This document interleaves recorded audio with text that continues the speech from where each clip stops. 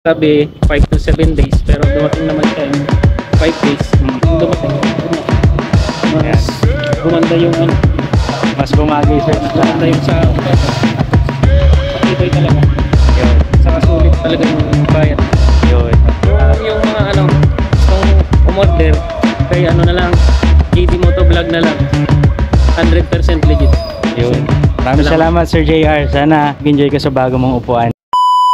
Galing kami ng Pila, Laguna kahapon sa Motomount Moto Gears by Bossmel Custom Seats. Sobrang nakaka-proud kasi dahil meron na silang shops. So pangarap ko rin naman na magkaroon ng ganun. Pero sa ngayon, sipag at tiyaga na lang muna tayo ngayon para sa ating mga minamahal na customers. Ito nga pala yung order ni Sir sa akin na customized na kulay niya. So sinadya na yung abs niya is gawing black para at least hindi daw dumihin. Yun para sa akin good thing dahil napili niya yung ganung design, kulay. So excited na kami kabit sa motor niya. So let's see mamaya kung ano yung maging result ng product. Let's go! Pagdating ko nga dun sa malapit sa location sir, inabot na nga ako ng ulan kaya nantay ko na lang si sir. Hindi talaga maiiwasan yung mga pagkakataon na ganito. Kasama to sa buhay, kailangan lumaban. Kaya kahit lang. Dahil sa mga pagkakataon na to ay nasa ibaba tayo. Darating din yung panahon na nasa itaas naman tayo. Wala lang at magtiwala sa sarili natin. Gawin natin ang tama at wala tayong inaapakan ng ibang tao. Ito na nga pala guys yung bago niyong motor. Bago na rin yung upuan and at the same time ikakabit na rin natin na makita natin ang ganda ng bagong camelback seat.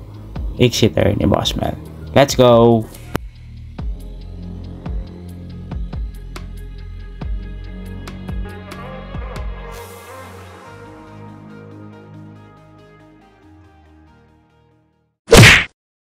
So what's up guys, kasama ko Sir JR dito sa Bukal sa may Tansa, Cavite. So na-receive niya na yung order niya. Normally ang gawaan kasi talaga dito 7 days. So nagkataon na nagkaroon tayo ng time para ma-rush yung ano niya, yung upuan niya. Pero andun pa rin yung quality, na mi-maintain pa rin natin yung quality. So ito yung kalabasan. Ayan. So tanungin lang natin si Sir regarding sa transactions, kung ano yung masasabi niya. Para at least malaman din ng ibang mga customers natin kung paano yung maging proseso kapag bumili sila ng ganito. Alright, dito sa Bossmel Custom Seat and most especially sa Facebook page natin. Ay, masasabi ko din sa ano, sa naging transaction natin? Ayun, legit naman. Bali sa una, pina-send muna ako ng 500 pesos sa GCash. Siyempre, hindi ako masyadong tiwala pero hiningi ko yung ano, yung valid ID ni Sir para yun nga, para malaman sir na legit totoo yung ano. Tapos yun nag-send naman sa akin si Sir ng identification. Tapos yun sabi 5 to 7 days pero dumating naman siya in 5 days. Bumagay sir na sa yung sa motor ko. Tapos matibay talaga. Yun. Saka sulit talaga yung bayad mo. Yun. Yung mga ano gustong umorder kay ano na lang, JD Motovlog na lang, 100% legit. Yun.